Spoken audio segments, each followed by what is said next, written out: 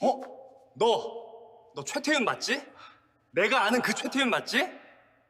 새벽 5시 서울 강남의 한 고급 오피스텔 로비에 형광등이 하나둘 켜집니다. 아직 어둠이 완전히 걷히지 않은 시각, 경비복을 입은 한 남자가 무릎을 꿇고 대리석 바닥을 닦고 있습니다. 걸레를 쥔 손은 거칠지만 움직임은 정확합니다. 물기를 꼭 짜낸 뒤 바닥의 얼룩을 하나하나 지워냅니다. 그의 이름은 최태윤, 38입니다. 한 번 더. 태윤은 혼잣말로 중얼거리며 같은 구역을 다시 닦습니다. 대리석 표면에 비친 자신의 얼굴이 일그러졌다가 다시 선명해집니다. 땀방울이 이마에 맺히지만 표정은 담담합니다. 그저 묵묵히 자신에게 주어진 일을 해낼 뿐입니다. 태윤은 이 건물에서 3년째 경비원으로 일하고 있습니다. 명문대 경영학과를 졸업하고 한때는 중견기업 과장으로 승승장구하던 시절도 있었지요. 하지만 부모님의 갑작스러운 사고와 빚더미 그리고 동생의 학비가 그의 인생을 180도 바꿔놓았습니다. 화려한 양복 대신 경비복을, 회의실 대신 로비를 선택할 수밖에 없었습니다. 그래도 괜찮아요. 태윤은 가끔 이렇게 스스로를 다독입니다. 동생은 이제 대학 4학년이고 빚도 반 이상 갚았습니다. 조금만 더 버티면 됩니다. 자존심? 그런 건 배고픔 앞에서 아무 의미가 없다는 걸 그는 배웠습니다. 아침 7시가 되자 로비에 사람들이 하나둘 모여들기 시작합니다. 그때였습니다. 저기 누구 아니야? 밝은 목소리가 로비에 울립니다. 태윤은 걸레질을 멈추고 고개를 듭니다. 입구 쪽에서 두 남자가 걸어오고 있습니다. 한 명은 네이비 수트에 에르메스 넥타이를 맸고 다른 한 명은 버버리 트렌치 코트를 걸쳤습니다. 명품 가방과 시계가 아침 햇살에 반짝입니다. 최태윤? 진짜 너 맞지? 먼저 말을 건 사람은 김도훈입니다. 태윤의 대학 동창이지요. 옆에 선 사람은 박재혁 역시 같은 과 동기입니다. 태윤은 천천히 일어섭니다. 오랜만이야, 도훈아. 재혁아. 목소리는 평온합니다. 도훈과 재혁은 서로를 바라보며 피식 웃습니다. 야, 너 여기서 뭐해? 설마 경비? 재혁이 태윤의 옷차림을 위아래로 훑어봅니다. 경비복 가슴팍에 붙은 명찰, 손에 등걸레, 무릎에 묻은 물기. 모든 게 명확합니다. 응, 경비 일하고 있어. 태윤은 담담하게 대답합니다. 도훈이 과장되게 허리를 숙여 인사합니다. 아이고, 우리 건물 지켜주셔서 감사합니다. 최 경비원님. 재혁도 웃음을 터뜨립니다. 야, 너 예전에 우리한테 자랑하던 거 기억나? 졸업하면 대기업 간다고, 임원 될 거라고. 근데 이게 뭐야? 완전 개그네, 진짜. 맞아. 그때 얼마나 잘난 척했는데. 지금 보니까 인생 참 아이러니하다, 그치? 두 사람은 소리내어 웃습니다. 로비를 지나가던 다른 입주민들이 무슨 일인가 하고 쳐다봅니다. 태윤은 그저 가만히 서 있습니다. 표정 하나 변하지 않습니다. 도훈이 주머니에서 명함을 꺼냅니다. 나 지금 이 건물 23층에 있는 투자회사 이사야. 재혁이는 27층 로펌 변호사고 우리 회사 있는 층 바닥 좀 깨끗하게 닦아줘. 부탁한다. 최 경비원? 명함을 태윤의 가슴팍에 툭 던지듯 건넵니다. 명함이 바닥에 떨어집니다. 재혁이 킥킥거립니다. 야, 다음에 또 보자. 우리 출근할 때마다 여기 지나가니까. 로비 청소 잘하고 있어. 두 사람은 엘리베이터로 향합니다. 태윤은 여전히 그 자리에 서 있습니다. 바닥에 떨어진 명함을 집어듭니다. 김도훈 이사, 박재혁 변호사. 글씨가 금박으로 새겨져 있습니다. 태윤은 명함을 주머니에 넣습니다. 그리고 아주 짧게 미소를 짓습니다. 입꼬리가 살짝 올라갔다가 이내 사라집니다. 아무도 눈치채지 못할 만큼 빠른 순간이었지요. 태유는 다시 무릎을 꿇고 걸레를 집어듭니다. 대리석 바닥은 여전히 차갑고 딱딱합니다. 조금만 기다려. 그의 목소리는 너무 작아서 누구도 들을 수 없습니다. 로비의 형광등이 대리석을 비춥니다. 태윤의 그림자가 길게 늘어집니다. 오늘도 그는 걸레를 쥐고 바닥을 닦습니다. 하지만 그 눈빛 어딘가에는 아직 꺼지지 않은 무언가가 남아 있습니다. 반전은 이미 시작되었습니다. 도훈과 재혁이 엘리베이터에 오른 후 로비는 다시 조용해집니다. 태유는 걸레를 헹구며 창밖을 바라봅니다. 38층짜리 이 빌딩, 강남 센트럴 타워. 유리와 철골로 이루어진 이 거대한 구조물이 햇빛을 받아 반짝입니다. 내가 만든 건물인데. 태유는 작게 중얼거립니다. 15년 전 그는 이 땅에 처음 발을 디뎠습니다. 당시 23, 건설 현장 인부였지요. 대학도 못 나온 채 삽을 들고 흙을 파냈습니다. 여름엔 땀이 등을 적셨고 겨울엔 손이 얼어붙었습니다. 하지만 태유는 포기하지 않았습니다. 이봐, 최 씨. 설계도 좀 봐봐. 현장 소장이 그를 불렀습니다. 다른 인부들은 도면을 읽지 못했지만 태유는 달랐습니다. 밤마다 독학으로 건축 서적을 읽었고 구조 계산을 익혔습니다. 소장은 그의 능력을 알아봤지요. 너 제대로 배우면 되겠어. 내가 추천서 써줄게. 그렇게 태유는 기술학교에 입학했습니다.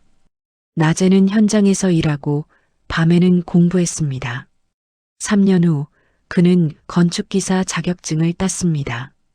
5년 후에는 현장 관리자가 되었습니다. 그리고 10년 후 이 건물의 개발 프로젝트에 핵심 인력으로 참여했습니다. 여보, 당신이 만든 빌딩이 완성되는 거 꼭 보고 싶어요. 아내 수진이 웃으며 말했습니다. 임신 7개월이었습니다. 배가 불러온 아내는 현장을 찾아와 태윤을 응원했지요. 걱정 마.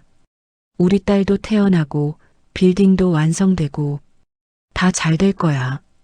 태윤은 아내의 손을 꼭 잡았습니다. 하지만 운명은 잔인했습니다. 빌딩 준공 3개월 전 아내가 쓰러졌습니다. 임신 중독증이었습니다. 병원으로 급히 옮겼지만 아내는 딸을 낳고 눈을 감았습니다. 태윤은 신생아실 유리창 너머로 딸을 봤습니다. 작고 빨간 얼굴, 꼭 쥔 주먹. 미안해, 수진아. 내가 지켜주지 못했어. 그날 밤 태윤은 현장에 혼자 남아 울었습니다. 철골 기둥에 기대어 소리 없이 눈물을 흘렸습니다. 딸 지우는 태윤의 어머니 손에서 자랐습니다. 태윤은 일에 매달렸습니다. 빌딩을 완성하는 것만이 아내와의 약속을 지키는 길이라 믿었지요. 준공식 날 그는 38층 옥상에 올라가 아내의 사진을 꺼내 들었습니다. 다 끝났어. 우리가 꿈꾸던 빌딩이야. 바람이 불었습니다. 사진 속 아내는 환하게 웃고 있었습니다. 세월이 흘렀습니다. 지우는 자랐고 태유는 이 빌딩의 관리 책임자가 되었습니다. 개발사는 그에게 지분 일부를 주었습니다. 현장 인부에서 시작해 이 자리까지 온 것 모두가 인정하는 성과였지요. 하지만 5년 전 또다시 비극이 찾아왔습니다. 아빠, 난 아빠가 싫어요. 18살 지우가 말했습니다. 엄마 얘기만 하고 이 건물 얘기만 하고 아빠는 나한테는 관심도 없잖아요. 난 할머니랑 살래요. 아빠랑은 안 살아요. 태유는 아무 말도 하지 못했습니다. 지우의 말이 맞았습니다. 그는 딸을 제대로 돌보지 못했습니다. 일만 했습니다. 빌딩만 봤습니다. 지우는 집을 나갔고 태윤에게 연락을 끊었습니다. 내가 뭘 잘못한 걸까? 태유는 빈집에 혼자 앉아 있었습니다. 2년 전 경비 인력 문제가 터졌습니다. 용역 회사와의 계약이 깨지면서 경비원들이 한꺼번에 그만뒀습니다. 빌딩은 혼란에 빠졌습니다. 입주민들이 항의했고 관리사무소는 발을 동동 굴렀습니다. 최 부장님, 어떻게 하죠? 새 용역 구하는 데만 2달은 걸립니다. 직원이 걱정스럽게 물었습니다. 태유는 창밖을 바라봤습니다. 자신이 만든 빌딩이 흔들리고 있었습니다. 내가 하겠습니다. 예. 부장님이요? 네. 제가 직접 경비 일을 하겠습니다. 주변 사람들은 말렸습니다.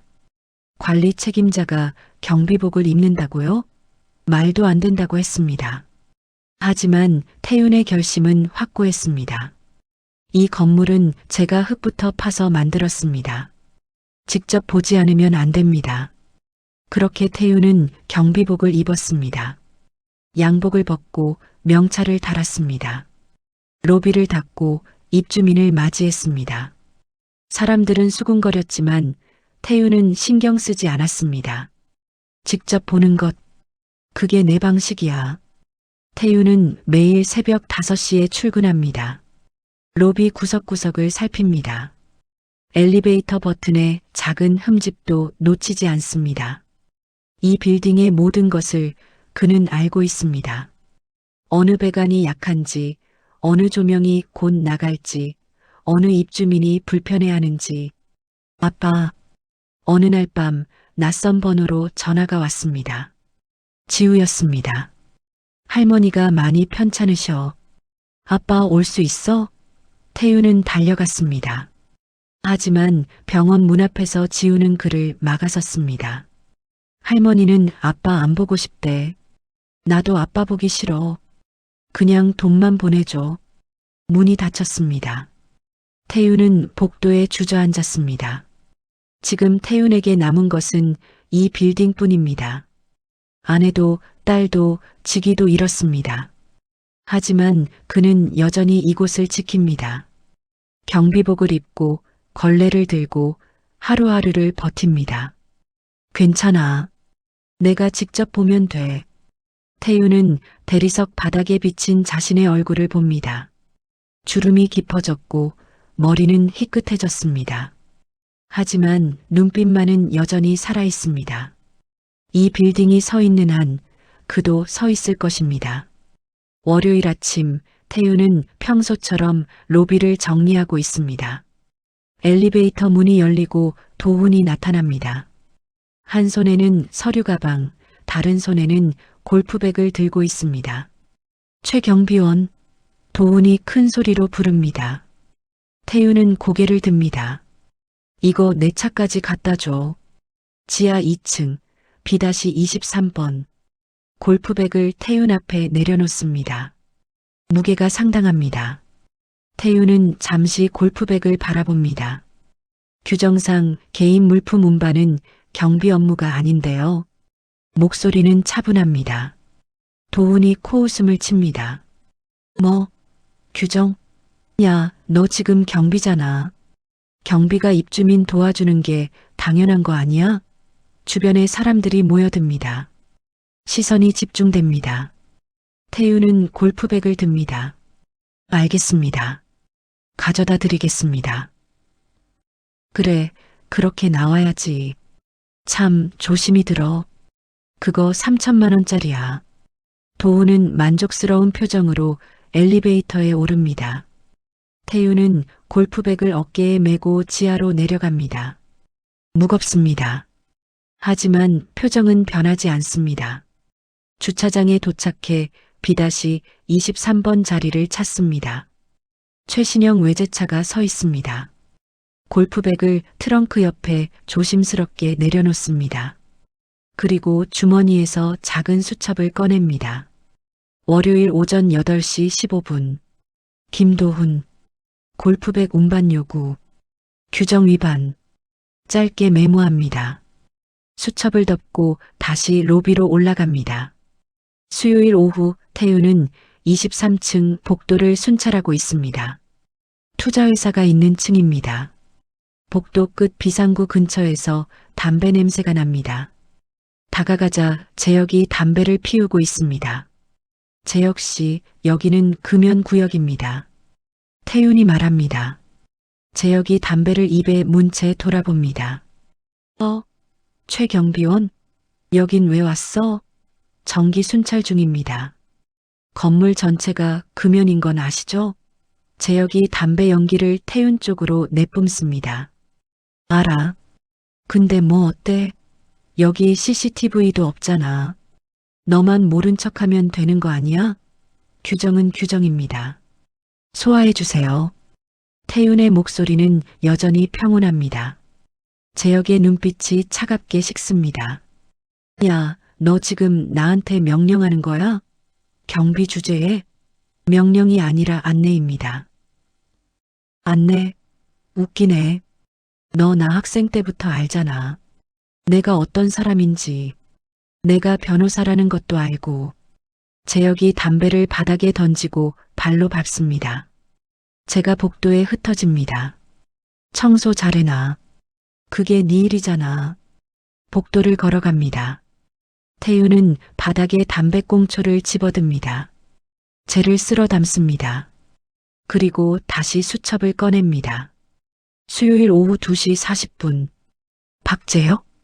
23층 비상구 금연 위반. 증거 담배꽁초. 담배꽁초를 비닐봉지에 넣어 주머니에 챙깁니다.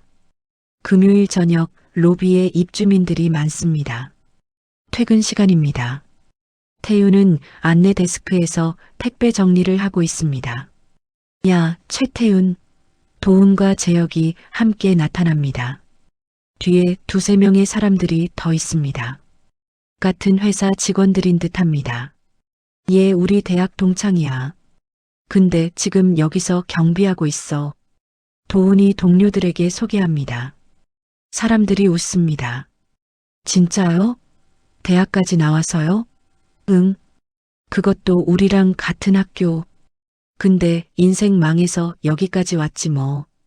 재혁이 거듭니다. 로비의 다른 입주민들도 쳐다봅니다. 태윤은 택배 상자를 정리하며 듣고 있습니다. 야, 최태윤. 우리 얘기 듣고 있어?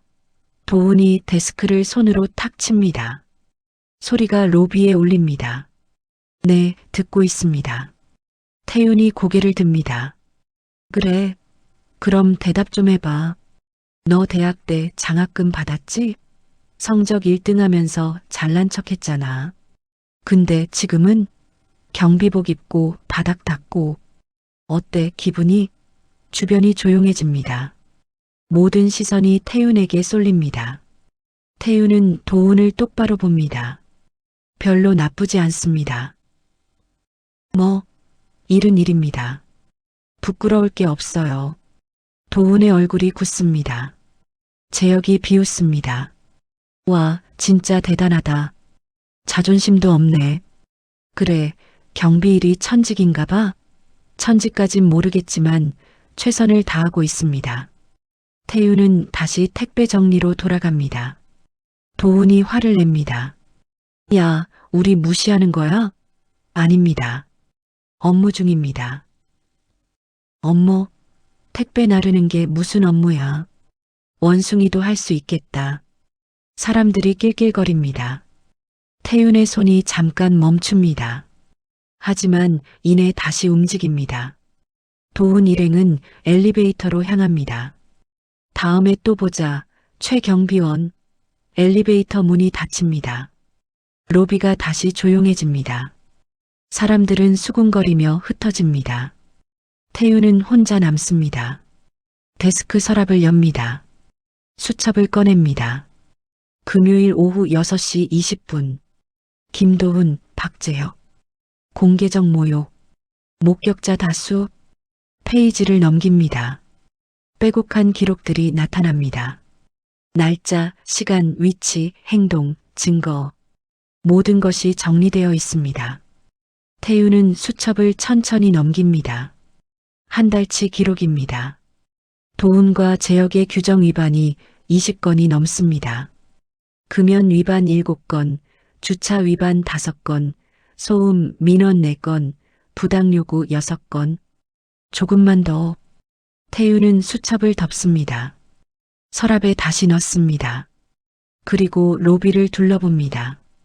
CCTV가 구석구석을 비추고 있습니다. 모든 것을 기록하고 있습니다. 태윤이 직접 설치한 카메라들입니다. 이 빌딩의 모든 동선, 모든 순간이 그의 눈 아래 있습니다. 직접 보는 것, 그게 내 방식이야. 태윤은 걸레를 집어듭니다. 로비 바닥을 닦기 시작합니다. 대리석이 빛납니다. 그의 얼굴이 바닥에 비칩니다. 표정은 여전히 평온합니다. 하지만 눈빛 깊은 곳에 무언가가 천천히 타오르고 있습니다. 폭발은 준비되고 있습니다. 조용히 확실하게.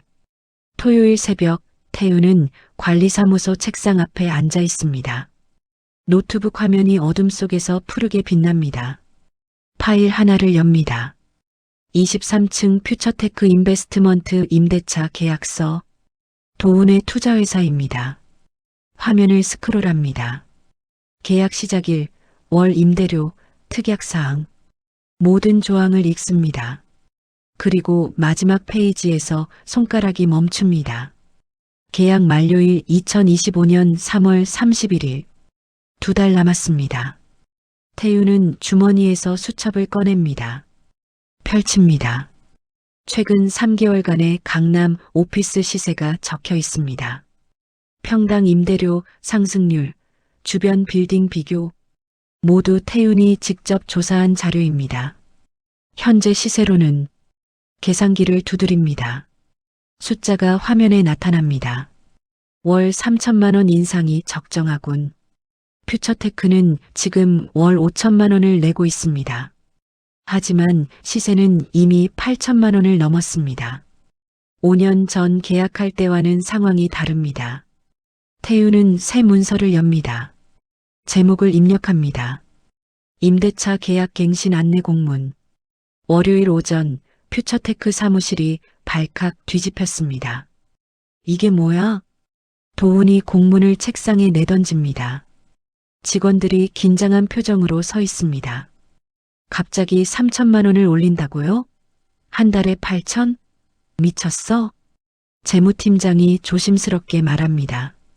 이사님, 시장 시세를 봐서는 오히려 저희가 지금까지 싸게 쓴 겁니다. 그게 무슨 소리야? 강남 이 지역 평균 임대료가 평당 15만 원입니다. 저희는 지금 10만 원 내고 있고요. 계약 갱신하면 시세 반영은 당연합니다. 도우는 공문을 다시 집어듭니다. 발신인을 확인합니다. 강남 센트럴타워 관리사무소.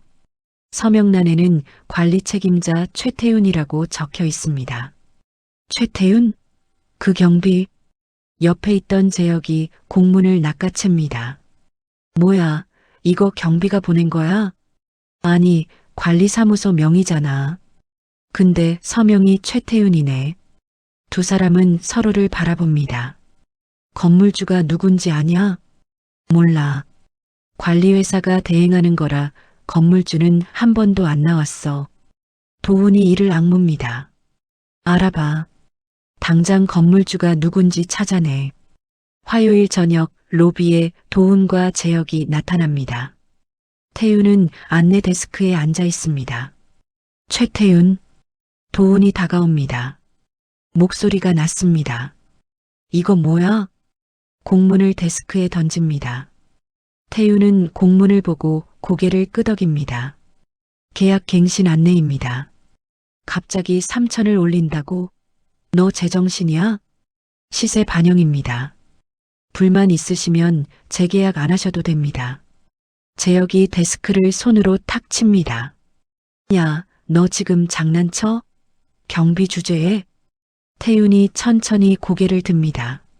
눈빛이 차갑습니다. 저는 관리 책임자입니다. 경비복을 입고 있지만요. 이 건물의 모든 계약은 제가 관리합니다. 공문 발송도 제 권한입니다.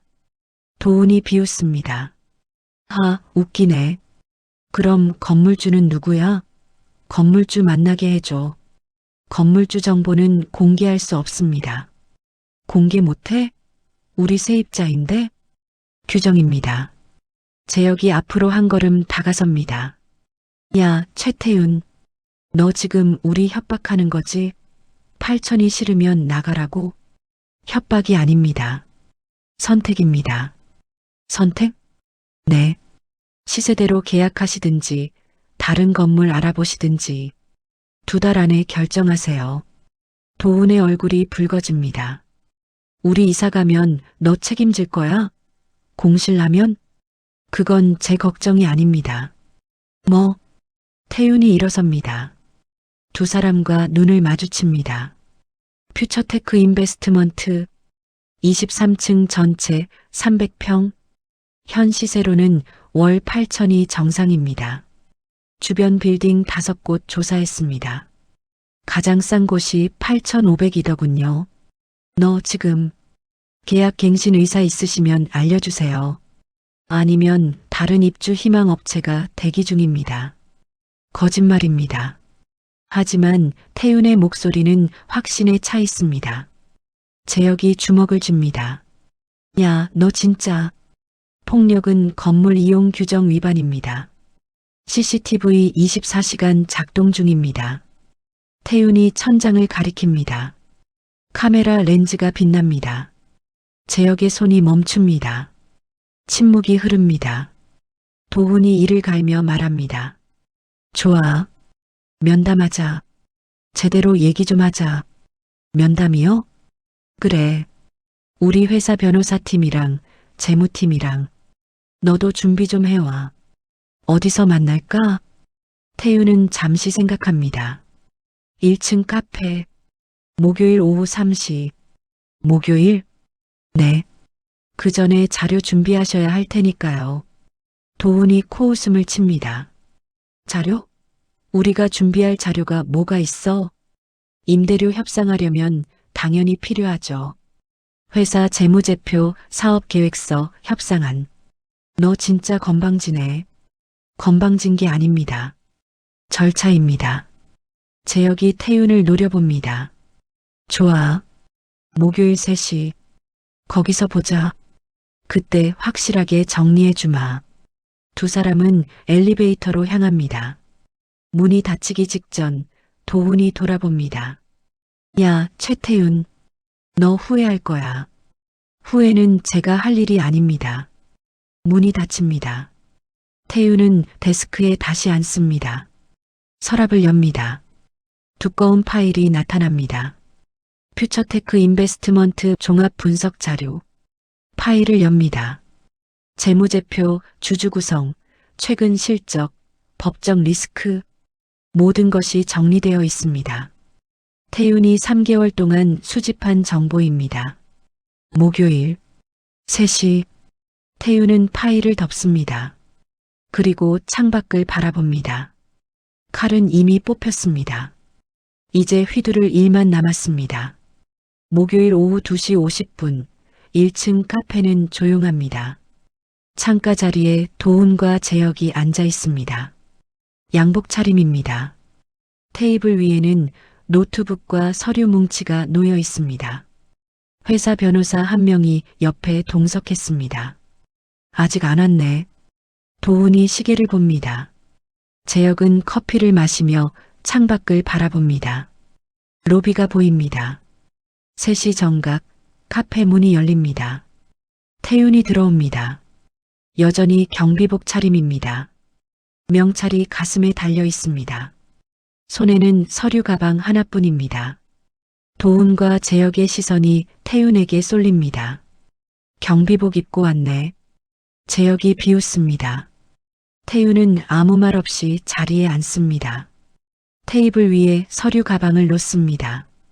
시작하시죠. 태윤의 목소리는 차분합니다. 도훈이 서류를 밀어냅니다. 우리 회사 재무제표야. 보면 알겠지만 실적이 좋지 않아. 임대료 3천 인상은 불가능해. 그래서요? 그래서 현행 유지. 아니면 1천 정도만 올리자고. 태우는 서류를 훑어봅니다. 숫자들을 확인합니다. 그리고 고개를 젓습니다. 안 됩니다.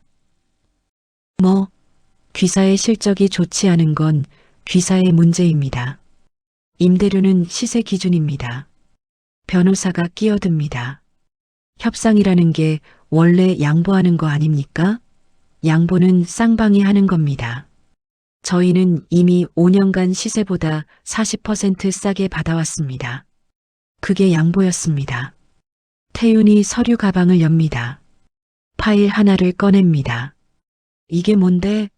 주변 5개 빌딩 임대료 비교표입니다. 평균 평당 16만 원입니다. 저희는 15만 원 요구했습니다. 오히려 저렴한 편입니다. 서류를 테이블 위에 펼칩니다. 도훈이 서류를 봅니다. 얼굴이 굳습니다. 모든 데이터가 정확합니다. 그리고 한 가지 더. 태윤이 주머니에서 명함 한 장을 꺼냅니다. 테이블 위에 놓습니다. 도훈이 명함을 집어듭니다. 눈이 커집니다. 강남 센트럴 타워 소유주 겸 대표이사 최태윤. 이게 뭐야? 재혁도 명함을 들여다봅니다. 입이 벌어집니다. 이 건물 네 거였어? 태윤은 고개를 끄덕입니다. 15년 전 현장 인부로 시작했습니다. 설계에 참여했고 시공을 관리했습니다. 준공 후 개발사가 저에게 지분 30%를 줬습니다. 10년간 나머지 지분을 사들였고 3년 전 완전 소유주가 됐습니다. 침묵이 흐릅니다. 그러니까 건물주가 너였다고? 도훈의 목소리가 떨립니다. 태윤은 조용히 대답합니다. 네. 제가 경비복을 입은 건 이 건물을 직접 지키고 싶어서였습니다. 소유주이기 전에 관리자이고 싶었습니다. 재혁이 의자에 등을 기댑니다. 얼굴이 창백합니다. 그럼 우리가 한 짓들 다 알고 있습니다. 골프백 운반 요구, 금연 위반, 공개적 모욕. 전부 기록했습니다. 태윤이 다시 파일을 꺼냅니다. 수첩을 펼칩니다. 빼곡한 메모들이 나타납니다. 도훈이 손을 내밉니다. 미안해. 진짜 미안해, 태윤아. 우리가 몰랐어. 몰라서요? 태윤의 질문이 날카롭게 꽂힙니다. 제가 건물주인 걸 몰라서 미안한 겁니까? 아니면 경비원을 함부로 대한 게 미안한 겁니까? 도훈은 대답하지 못합니다. 재혁도 고개를 숙입니다. 건물주든 경비원이든 사람을 존중해야 합니다. 그게 제가 배운 겁니다. 태윤은 명함을 도로 집어넣습니다. 임대료 협상은 끝났습니다. 8천 아니면 계약 종료. 선택하세요. 변호사가 뭔가 말하려다 입을 닫습니다. 도훈이 재혁을 봅니다. 재혁은 고개를 떨굽니다. 회사 상황이 안 좋아. 8천은 무리야. 그럼 이사 가야겠네. 도훈이 한숨을 쉽니다. 알았어. 우리 나가겠어. 2달 후 퓨처테크 인베스트먼트는 강남을 떠났습니다. 강북의 작은 건물로 이사했지요. 실적 악화가 계속되었고 결국 1년 뒤 회사는 문을 닫았습니다. 도훈과 재혁은 뿔뿔이 흩어졌습니다. 23층에는 새로운 IT 스타트업이 입주했습니다. 젊은 CEO가 태윤을 찾아왔습니다. 건물주님 감사합니다. 좋은 공간 주셔서요. 천만에요. 열심히 하세요. CEO는 로비를 지날 때마다 태윤에게 인사했습니다. 경비복을 입은 그를 존중했습니다. 누가 건물주인지 알든 모르든 사람을 대하는 태도는 같았습니다. 어느 날 저녁 태윤은 38층 옥상에 올라갔습니다. 서울 야경이 펼쳐집니다. 반짝이는 불빛들, 흐르는 차들, 살아 숨쉬는 도시. 주머니에서 아내의 사진을 꺼냅니다. 수진아, 우리 딸 지우가 어제 전화했어. 할머니 병세가 좋아지셨대. 나도 보고 싶다고 했어. 조만간 만나기로 했어. 바람이 붑니다. 사진 속 아내는 여전히 미소 짓고 있습니다. 이 건물 아직 잘 서 있어. 나도 잘 서 있고 경비복 입고 있지만 부끄럽지 않아. 사람을 존중하는 법을 배웠거든. 태유는 사진을 가슴에 품습니다. 그리고 아래를 내려다봅니다. 로비의 대리석이 빛나고 있습니다. 자신이 매일 아침 닦던 그 바닥입니다. 성공이 뭔지 이제 알 것 같아. 높은 자리에 오르는 게 아니야. 낮은 곳에서도 품위를 지키는 거야. 사람을 존중하는 거야. 태유는 경비복 명찰을 만집니다. 최태훈 경비원. 여전히 그는 이 호칭을 달고 있습니다. 건물주 명함은 서랍 깊은 곳에 넣어뒀습니다. 필요할 때만 꺼냅니다. 오늘도 수고했어, 태윤아. 스스로에게 말합니다. 그리고 옥상 문을 열고 내려갑니다. 내일도 그는 새벽 5시에 출근할 것입니다. 경비복을 입고 로비를 닦을 것입니다. 대리석 위에 비친 자신의 얼굴을 보며 오늘도 최선을 다할 것입니다. 진짜 성공은 타인의 존경에서 시작됩니다. 그리고 그 존경은 먼저 타인을 존중할 때 돌아옵니다. 태유는 그것을 압니다. 로비의 형광등이 켜집니다. 새로운 하루가 시작됩니다.